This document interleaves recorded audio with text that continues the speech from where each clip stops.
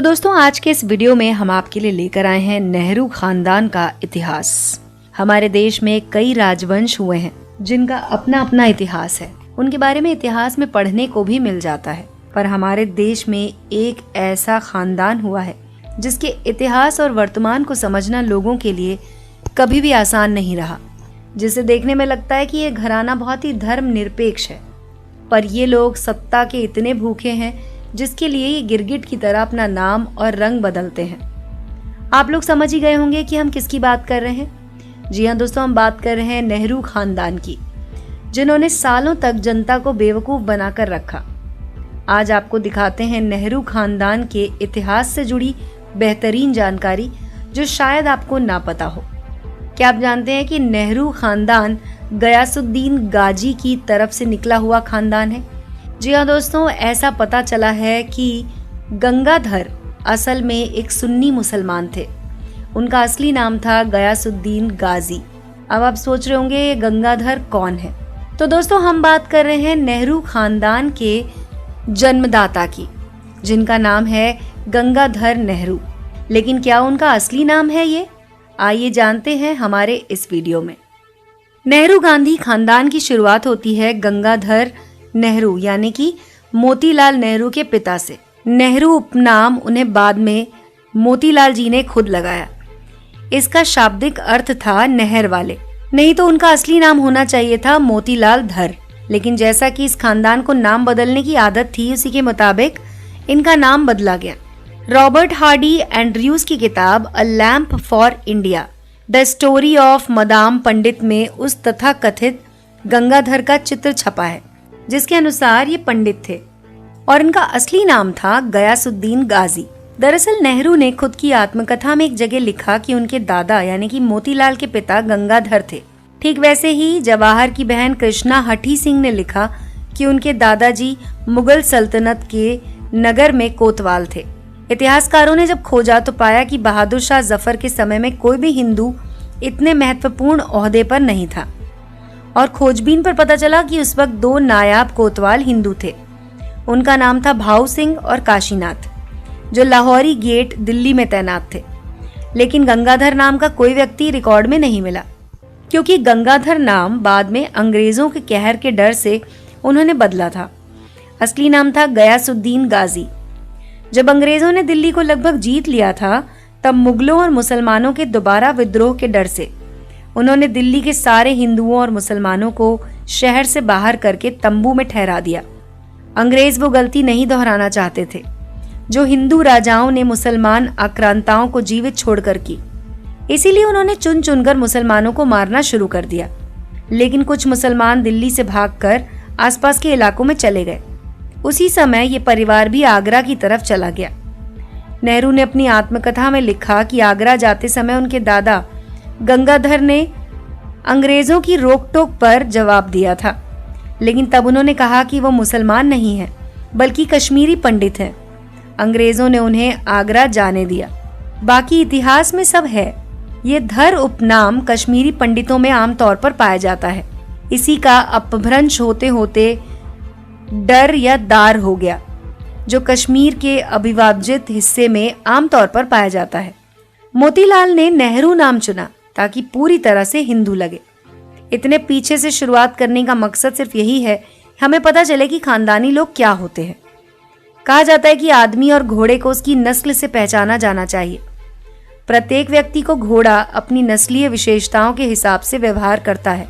जी हाँ दोस्तों, संस्कार उसमें थोड़ा बदलाव लाते हैं, लेकिन मूल स्वभाव आसानी से नहीं बदलता। अपनी पुस्तक द नेहरू डायनेस्टी में लेखक के.एन. राव लिखते हैं कि जवाहरलाल नेहरू मोतीलाल नेहरू के पुत्र थे। मोतीलाल के पिता का नाम था गंगाधर। ये तो हम जानते हैं कि जवाहरलाल की एक पुत्री थी इंदिरा प्रियदर्शनी नेहरू। कमला नेहरू उनकी माता, जिनकी मृत्यु स्विट्जरलैंड में टीबी से हो गई थी। कमला शुरू से ही इंदिरा संग फिरोज से विवाह के खिलाफ थी। आखिर क्यों, हमें नहीं पता। लेकिन ये फिरोज गांधी कौन थे? फिरोज उस व्यापारी के बेटे थे जो आनंद भवन में घरेलू सामान और शराब पहुंचाने का काम करता। आनंद भवन का असली नाम था इशरत मंजिल। उसके मालिक थे मुबारक अली। मोतीलाल नेहरू पहले इन्हीं मुबारक अली के यहाँ काम करते थे। खैर, हम में से सभी जानते हैं कि राजीव गांधी के नाना का नाम था जवाहरलाल नेहरू, लेकिन प्रत्येक व्यक्ति के नाना के साथ ही दादा भी तो होते हैं। अधिकतर परिवारों में दादा और पिता का नाम महत्वपूर्ण होता है, बजाय नाना या मामा के। तो फिर राजीव गांधी के दादाजी का नाम क्या था, आपको मालूम है? नहीं। ऐसा इसलिए क्योंकि राजीव गांधी के दादा थे नवाब खान, एक मुस्लिम व्यापारी जो आनंद भवन में सामान सप्लाई करता, जिसका मूल निवास था जूनागढ़, गुजरात। नवाब खान ने एक पारसी महिला से शादी की और उसे मुस्लिम बनाया। फिरोज इसी महिला की संतान थे। उनकी माँ का उपनाम था गांधी। गांधी नाम पारसियों में अक्सर पाया जाता है। विवाह से पहले फिरोज गांधी ना होकर फिरोज खान थे। कमला नेहरू के विरोध का असली कारण भी यही था। जी हाँ दोस्तों, राजीव गांधी पहले पारसी थे। ये मात्र एक भ्रम पैदा किया गया है। इंदिरा गांधी अकेलेपन और अवसाद का शिकार थीं। शांति निकेतन में पढ़ते समय रविंद्रनाथ टैगोर ने उन्हें अनुचित व्यवहार के लिए बाहर निकाल दिया था।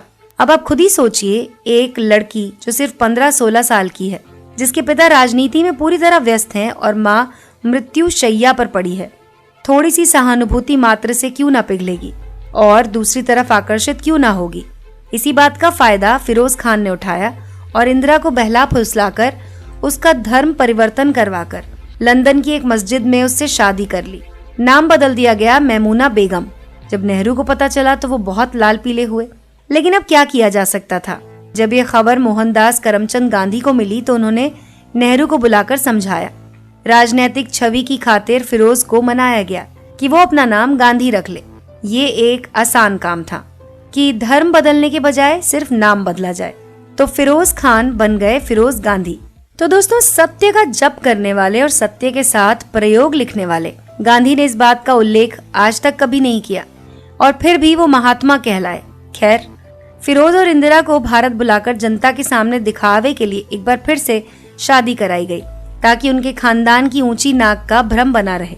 इस बारे में नेहरू के सेक्रेटरी M.O. मथाई अपनी पुस्तक reminiscences of the Nehru age, जो भारत सरकार द्वारा बैन हो चुकी है, उसमें लिखते हैं कि पता नहीं क्यों नेहरू ने सन 1942 में एक इंटरकास्ट और इंटर रिलीजन विवाह को वैदिक रीति रिवाजों के जरिए अनुमति दी, जबकि उस समय वो अवैधानिक था।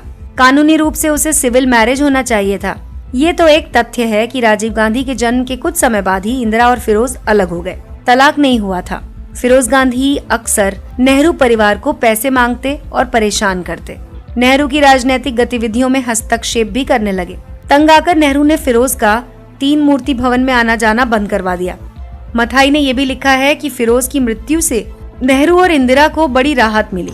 1960 में फिरोज गांधी की मृत्यु रहस्यमय हालात में हुई, जबकि वह दूसरी शादी रचाने की योजना बना चुके थे।